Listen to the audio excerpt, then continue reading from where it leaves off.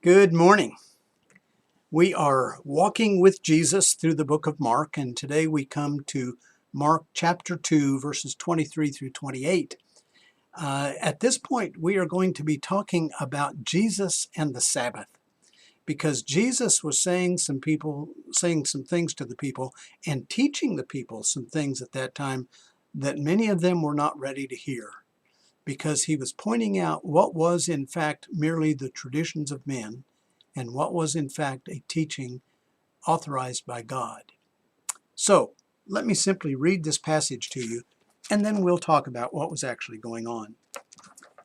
And it happened that he was passing through the grain fields on the Sabbath, and his disciples began to make their way along while picking the heads of grain. The Pharisees were saying to him, "Look, why are they doing what is not lawful on the Sabbath?" And he said to them, "Have you never read what David did when he was in need and he and his companions became hungry? How he entered the house of God in the time of Abiathar the high priest and ate the consecrated bread, which is not lawful for anyone to eat except the priests. And he also gave it to those who were with him." Jesus said to them, "The Sabbath was made for man, and not man for the Sabbath. So the Son of Man is Lord even of the Sabbath."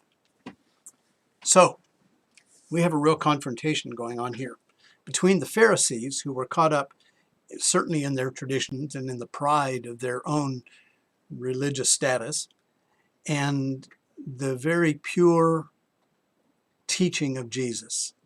Jesus conveying to the people what was truly simply the will of God. This is actually, as we read this is the first of two questions that are raised back to back about the Sabbath, and we'll deal with the second question on Monday of next week.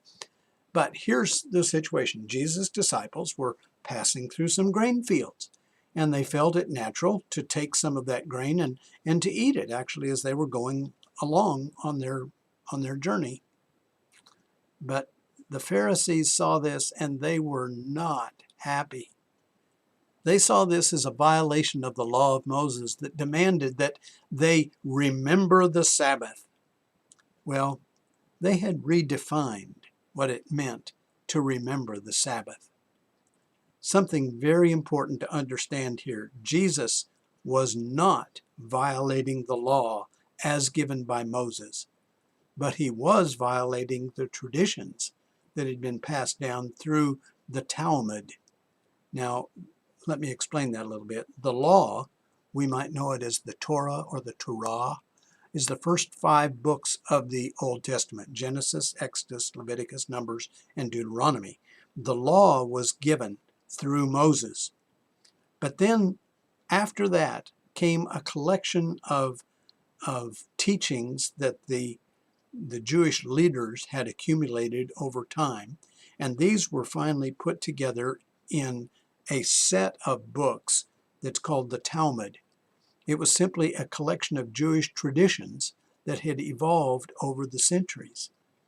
Well, the Pharisees made the mistake of putting their traditions on an equal basis with the law, and they were never deserving of that. The law of God is distinct. The traditions of men can vary so much from time to time and from place to place. Jesus was not violating the law, but he was acting in opposition to their traditions. Those traditions had redefined a lot of things, redefined what it meant to work, redefined how far you could walk on a Sabbath day, not having anything to do what was written in the law itself, but according to the traditions, they had determined what was a Sabbath day's journey. And there were many, many other traditions that had entered in here. And the Pharisees were promoting the traditions, again, on an equal footing with the law.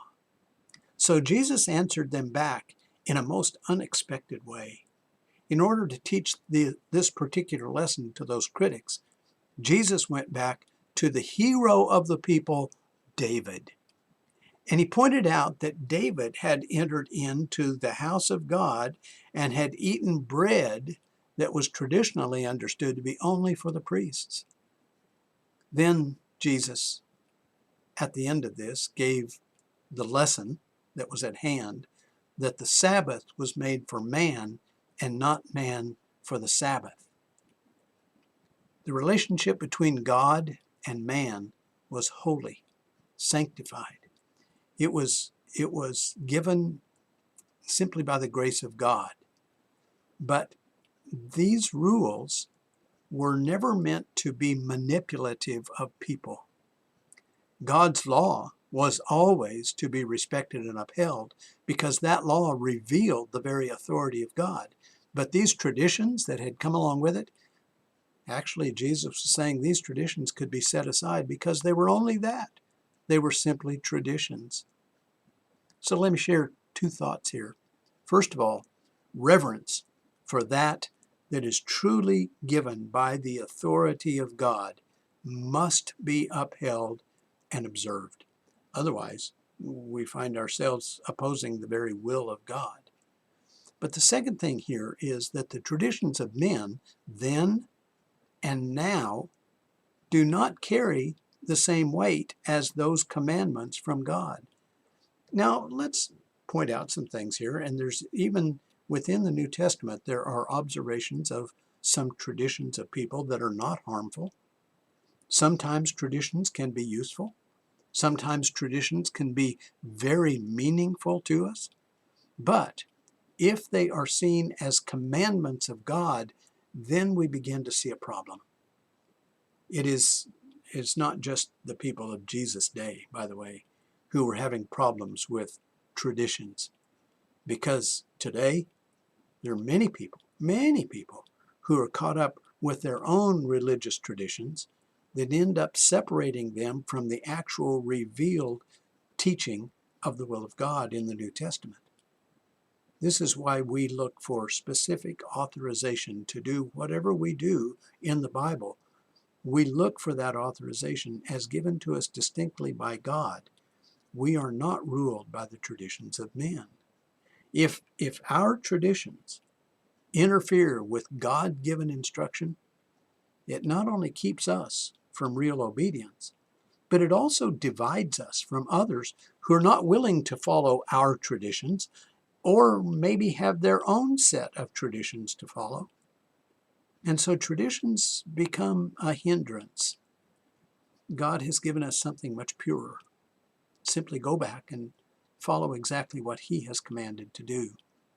But the biggest lesson of this passage is found down in verse 28 when we read this, "So the Son of Man is Lord even of the Sabbath." What's that saying? It says, "Here are all these things before you, but keep in mind Jesus is Lord." It is that amazing designation that God actually gave to His people in the Old Testament to refer to Him as Adonai. It is the statement of people who use that God is the Lord of the universe, and that by using that term Adonai, we are placing ourselves in subjection to Him because we see Him as Lord. When we come into the New Testament, and for us to be able to recognize then that Jesus is God in the flesh, then Jesus is Lord. It is His authority by which we live. It is His authority that overrides all the traditions of men. How sad it is when we allow our traditions to separate us from the lordship of Jesus. It was never designed to be that way, and certainly it's not a path that we want to follow. Give some thought today.